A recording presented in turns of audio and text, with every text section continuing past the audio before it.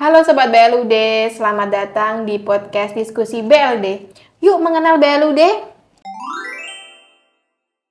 Perkenalkan, saya Dwi yang akan menemani Sobat BLUD dalam podcast kali ini. Nah, pada episode kali ini kita akan ditemani nih oleh narasumber kita, yaitu Mbak Siti Nurmayanti, SECAAT, yang tentunya beliau ini berpengalaman di bidang pola pengelolaan keuangan BLUD. Nah, pada podcast kali ini kita akan membahas terkait dengan penatausahaan keuangan BLUD, tentunya pada penerimaan BLUD. Nah, kalau gitu kita sapa dulu yuk narasumber kita pada episode kali ini. Oke, halo Mbak Nurma, gimana nih kabarnya? Halo Mbak Dwi, kabar baik. Halo Sobat BLUD, bertemu lagi dengan saya. Semoga nggak bosen ya untuk sesi-sesi podcast selanjutnya. Nah, kalau kita lihat nih Mbak kan sering bermunculan ya di sosial media kita, baik itu di Instagram maupun di web kita nih. Berarti Mbak ini kan lagi banyak kesibukan ya. Kalau boleh tahu di-share nih ke teman-teman BLUD kesibukannya Mbak Nurma saat ini itu apa aja? Iya, alhamdulillah ya, karena sebagai salah satu konsultan dari tim juga dari Sinkor BLUD, memang kita sedang banyak proyek terkait dengan dokumen, kemudian implementasi, pelatihan, dan lain sebagainya. Wah, sangat sibuk ya Mbak Nurma ini selaku konsultan BLUD. Nah, mungkin kita langsung saja bahas terkait dengan diskusi kita nih pada episode kali ini. Jadi kita akan membahas terkait penerimaan BLUD ya Mbak Nurma. Iya, betul sekali. Kalau kita lihat nih dari banyak pertanyaan dari teman-teman Sobat BLUD ya, mungkin kita mulai dulu dari apa saja sih yang bisa diterima oleh UPT BLUD terkait dengan penerimaan itu Mbak Nurma? Boleh Mbak Dwi. Jadi seperti podcast yang lalu juga ya, terkait kita membahas struktur anggaran pendapatan BLUD. Iya. Mungkin kalau untuk apa saja yang bisa diterima, Iya. ya pendapatan BLUD yang terdiri dari jasa layanan, hibah, kerjasama, kemudian lain-lain yang sah. Dan juga satu lagi ada pendapatan APBD yang tidak bisa dikelola secara fleksibel karena harus mengikuti mekanisme APBD. Itu yang bisa kita kelola. Berarti kalau kita kulik lebih jauh lagi nih, ada beberapa pendapatan ya, mulai dari pendapatan jasa layanan dan lain sebagainya. Nah, mungkin kalau dari jasa layanan kita udah tahu nih Mbak, biasanya kalau tergantung dari masing-masing UPT ya. Betul, kalau betul. dia kesehatan ya berarti pelayanan kesehatan, kalau pelayanan persampahan dan lain sebagainya. Nah, kalau yang dari lainnya, misalkan dari hibah dan kerjasama itu bisa dalam bentuk apa Mbak Nurma? Oke, nah kalau untuk kerjasama nih Mbak Dwi, kerjasama nih kita bisa contohnya seperti kerjasama pemanfaatan barang milik daerah. Kemudian kalau lain-lain pendapatan yang sah ini bisa jadi seperti pendapatan bunga. Beban bunga. Ya, jasa giro, bukan beban ya, pendapatan. Pendapatan bunga, jasa giro, kemudian pendapatan sewa biasanya. Nah, itu yang biasanya lain-lain pendapatan yang sah. Oke Mbak, kalau kan kemarin aku belum lama ya dari rumah sakit itu kan kita lihat kayak ada ATM tuh. Nah itu berarti bentuk kerjasama juga ya Mbak ya? Betul, itu kerjasama pemanfaatan barang milik daerah. Karena kan ada space tuh yang kosong.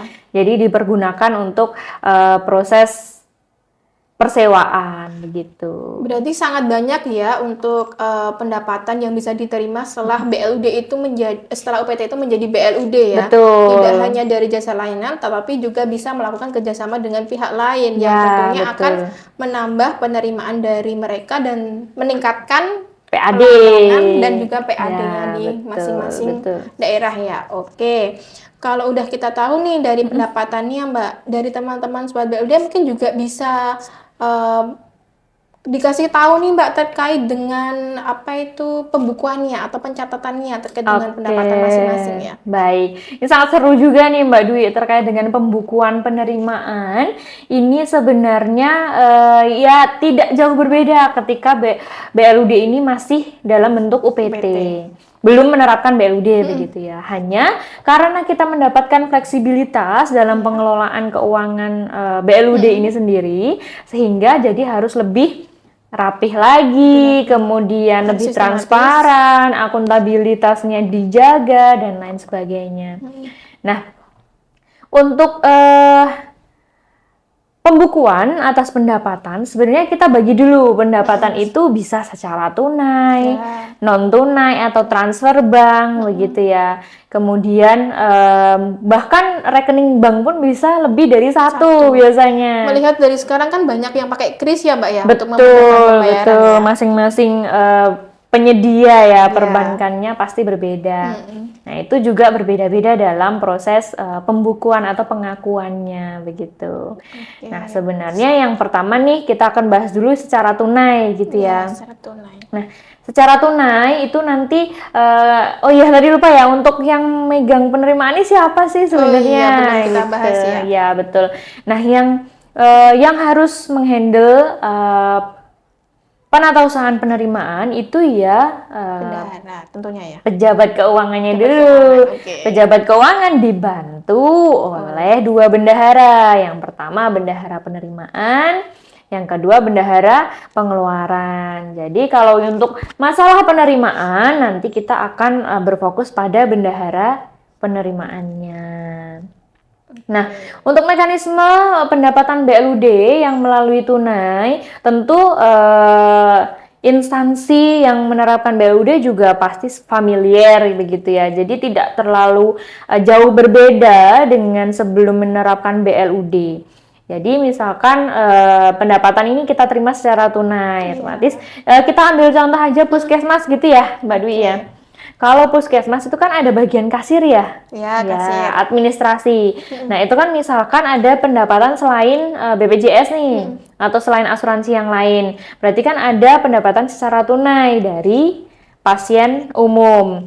Nah, yang pertama tentunya alurnya pendapatan dari pasien diterima oleh bagian administrasi atau kasir begitu. Nah dari kasir itu kan nanti ada bukti ya yang diserahkan ke pasien itu sendiri dan juga kita juga menyimpan buktinya tentunya. Apalagi kalau sudah tersistematis pasti ada disimpan walaupun tidak berupa print out dokumen.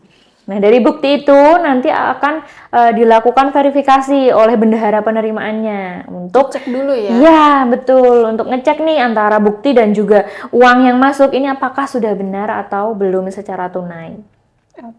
Kemudian langkah selanjutnya apa setelah verifikasi? Setelah verifikasi nanti bendahara penerimaan akan melakukan setoran ke bank. Ya. Pada saat itu juga ya Mbak? Betul, disarankan, direkomendasikan memang 1 hari kerja ya. Jadi menerima pendapatan langsung kita setorkan. Tapi misalkan kebijakan dari masing-masing instansi itu berbeda, monggo saja. Maksudnya silahkan saja untuk mengikuti kebijakan masing-masing. Tapi biasanya sih yang sering kita temui di lapangan kan, tidak ada yang lebih dari 1 hari. Kecuali kalau itu lintas tahun, misal tanggal 31 Desember itu kan bank melakukan pencatatan akhir atau tutup buku istilahnya begitu. Itu untuk pencatatan pendapatan melalui tunai. Jadi tadi dari kasir atau bagian administrasi akan menyerahkan bukti ke bendahara penerimaannya, kemudian dari bendahara penerimaan akan melakukan verifikasi terlebih dahulu.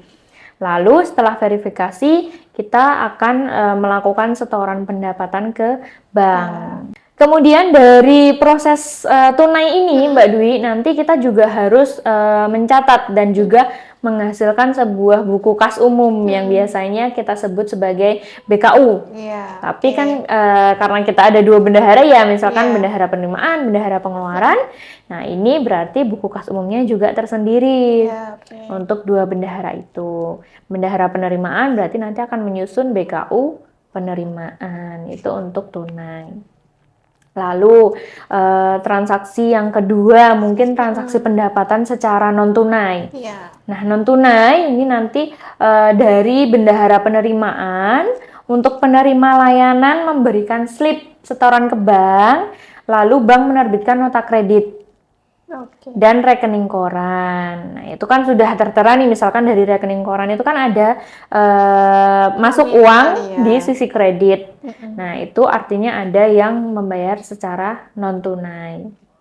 Kemudian kembali lagi bendahara penerimaan akan melakukan verifikasi untuk rekening koran tadi, kemudian slip yang diberikan oleh penerima layanan apakah sudah benar untuk layanan dan juga nominalnya yang sudah ditransferkan ke rekening bank milik instansi itu.